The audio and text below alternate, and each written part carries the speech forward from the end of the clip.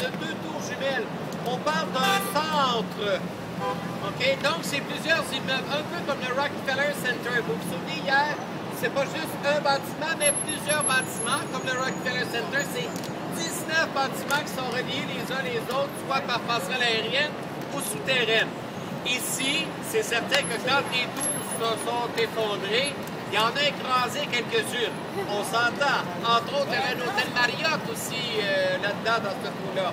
Et l'hôtel est disparu en dessous de tout ça. Et quand on parle de où étaient situées les fameuses tours, ben, vous voyez où est-ce qu'on est en train d'en construire une. Ça, c'était la tour nord qui était là. Et la tour sud, elle était exactement à la place où on est en train de construire celle-ci. La différence qu'il y avait entre les deux, c'est que vous vous souvenez un petit peu, c'est qu'il y en avait une, elle avait un pic dessus. Ça, c'était la tour nord. Et la tour sud, elle n'en avait pas, elle, même parce qu'on pouvait même aller marcher dessus, comme on a fait un peu au Rockefeller. Mais c'était la tour sud.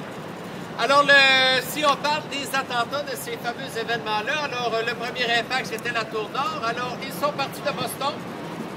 Ils ont fait le tour par le Hudson et ils sont arrivés par la ville de New York et ont entré comme ça.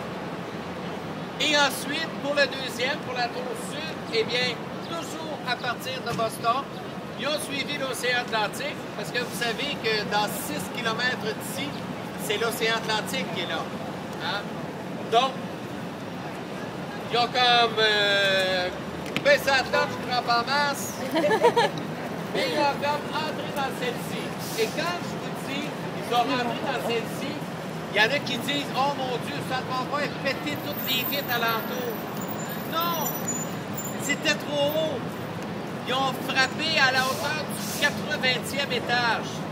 Si ça peut vous donner une idée, l'immeuble qui est comme devant vous à 2 heures, si on veut, celui qui est tout en vert. Celui-là, c'était... Celui-là, à 2 heures. Celui-là, c'était l'immeuble, le building numéro 7 que l'on appelait. Et il y avait les bureaux de la CIA, le bunker d'urgence de Giuliani. Il y avait aussi la sécurité nationale qui était à l'intérieur de tout ça. Et la compagnie Converse, que l'on appelle, pour les vérifications de tout ce qui se passait à la bourse des valeurs. Tout ce qui était acheté et vendu. Donc, celle-là, c'est aussi celle-là, si on veut, qui s'est effondrée.